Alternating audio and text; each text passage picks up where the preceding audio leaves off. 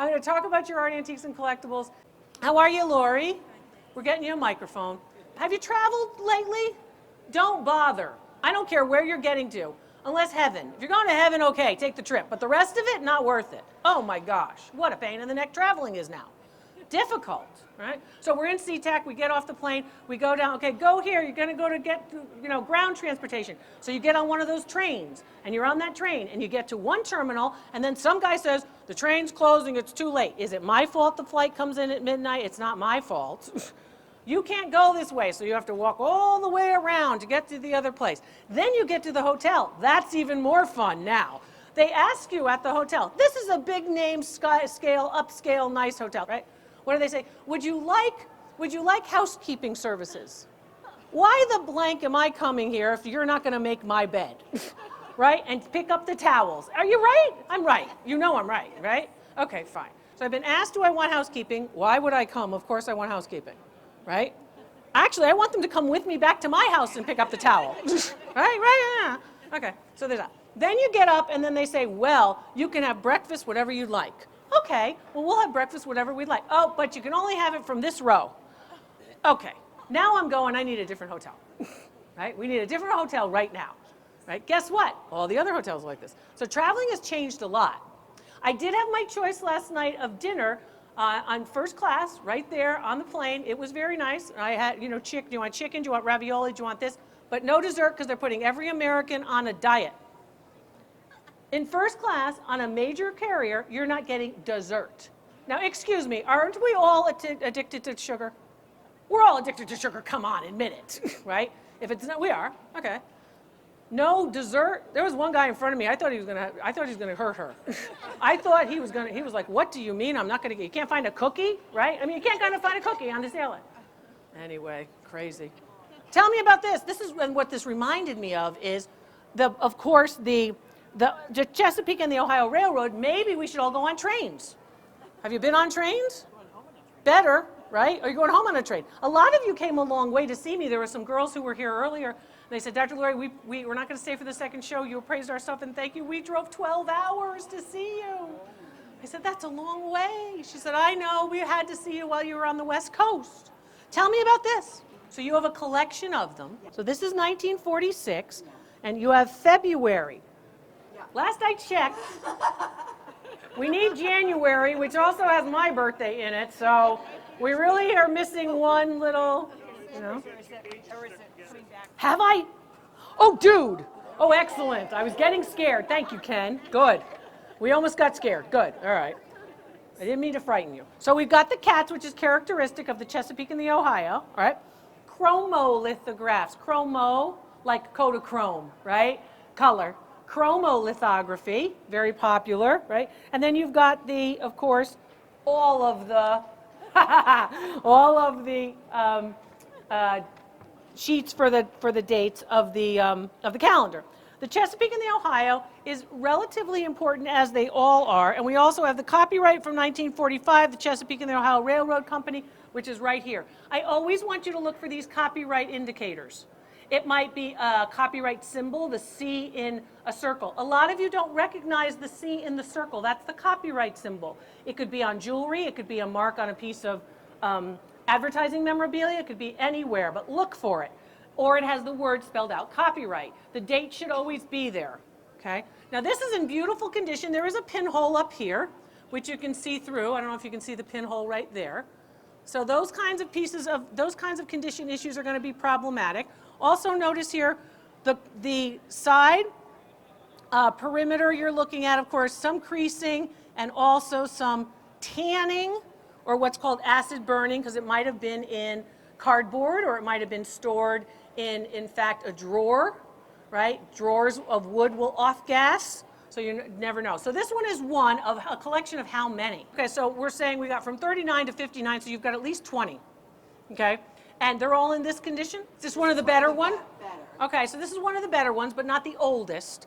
Age is not an automatic value indicator, so it doesn't have to be the oldest to be valuable. Those that are through World War II are going to be valuable. A little bit gets a little tick up because is this really important for them to be doing this during the war?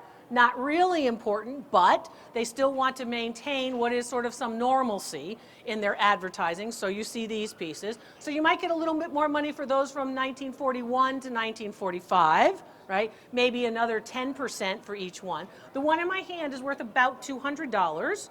This I would consider in good condition to very good condition. The ones in better condition or are, of course, of the World War II era, about that same time period. A little bit better condition outside of this time frame, then you're looking at probably about $150 for each one. So pretty good, right? And I know you had a bunch of them, and I said one object, follow directions, one object, because we're trying to give everybody a chance to get their objects appraised. But yes, it's good to keep collections intact. There might be someone who would want it. Now, let me ask all of you, if you're going to resell this piece, who are you going to try to market it to? What kind of collectors? Railroad is obvious. What else? Cats, calendars. What else? World War II. What else? Anybody who likes chromolithography, the printmaking process people, they love this. What else? Oh my gosh, I have no idea. These relate to general stores, and oftentimes we're in general stores or businesses. So it's oftentimes that people who want these say, oh, my dad had these in his house always. That kind of thing, or in his business always, or my dad was a mechanic and he had it in the shop, that kind of thing.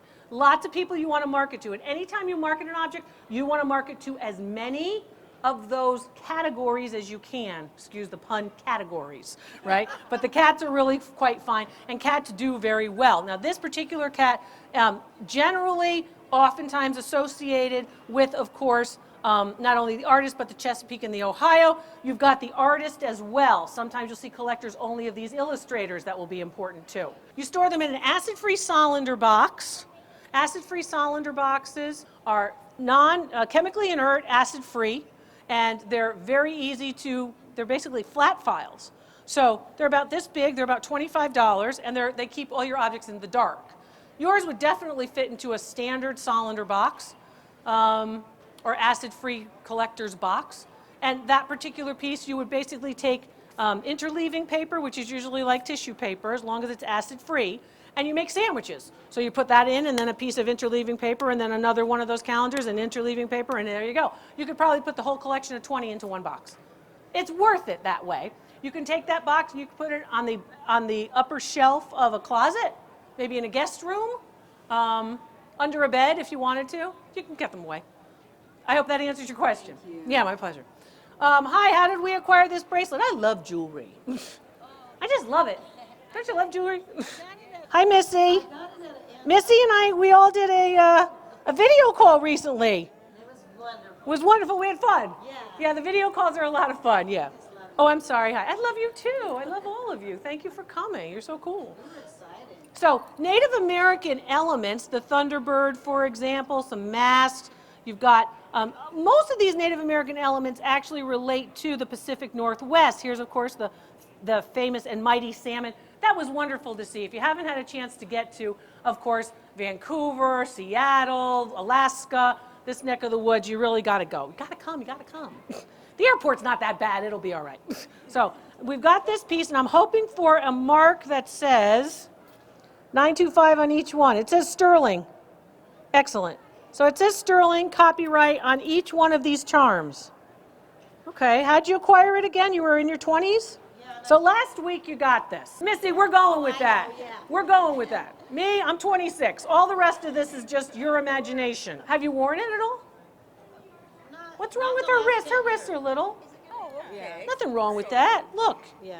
I think I had a link taken out. I'll tell you, women in the United States have a couple of issues. First of all, we apologize entirely too much. We're always saying we're sorry. What are we sorry for? We're doing everything. Why are we sorry? Secondly, we all think we're huge. Now, granted, I'm huge, but you're not. Oh. I can't fit, I can't this, I can't that. You're fine. This is nice. So anyway, very, very nice. All sterling silver. They're impressed pieces, of course, and these particular elements you would see typically on totem poles. And each one of these, and I talk about totem poles a lot, I've been there many times to Alaska, but each one of these has a different, of course, it's a different animal, and it's a different spirit animal for different, of course, tribes. So The Clinket, for example, might have a spirit animal of the raven, and you have, of course, a thunderbird, and you have a salmon, and you have some other ones here too. Really very beautiful. I would say easily you're looking at about $250 for this bracelet. How much did you pay for it? I know it was way back. Yeah, well then it's about $250 now. I wouldn't be surprised if you even would see it maybe even as much as $275. But I'd go $250 in this market. And it matters when the economy's not great. The markets change, right? So when everybody has money and everybody's doing great and everybody's saying, oh my goodness, you know, the markets could be higher. When you don't see that and people are struggling or they're paying a lot for gas or they're paying a lot for groceries, you don't see as much money in the luxury items market. Precious metals, always a good idea. Those were clearly marked sterling, and that's what we're looking at.